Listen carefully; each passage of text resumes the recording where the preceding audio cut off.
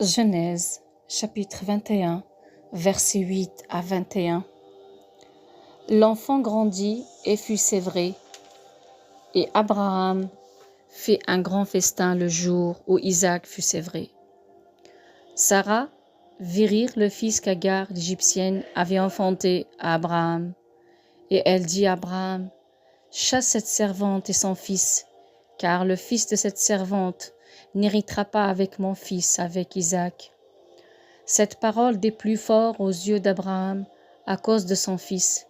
Mais Dieu dit à Abraham, « Que cela ne déplaise pas à tes yeux, à cause de l'enfant et de ta servante. Accorde à Sarah tout ce qu'elle te demandera, car c'est d'Isaac que sortira une postérité qui te sera propre.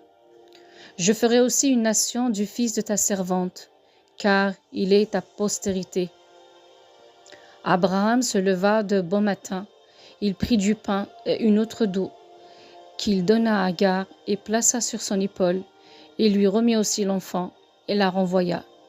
Elle s'en alla et s'égara dans le désert de Beersheba. Quand l'eau de l'outre fut épuisée, elle laissa l'enfant sous un des arbrisseaux, et alla s'asseoir vis-à-vis à une portée d'arc, car elle disait, « Que je ne vois pas mourir mon enfant. » Elle s'assit donc vis-à-vis de lui, éleva la voix et pleura. Dieu entendit la voix de l'enfant, et l'ange de Dieu appela du ciel Agar. Il lui dit, « Qu'as-tu, Agar? Ne crains point, car Dieu a entendu la voix de l'enfant dans le lieu où il est.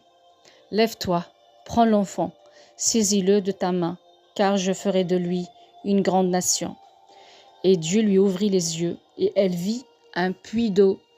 Elle alla remplir d'eau l'outre et donna à boire à l'enfant.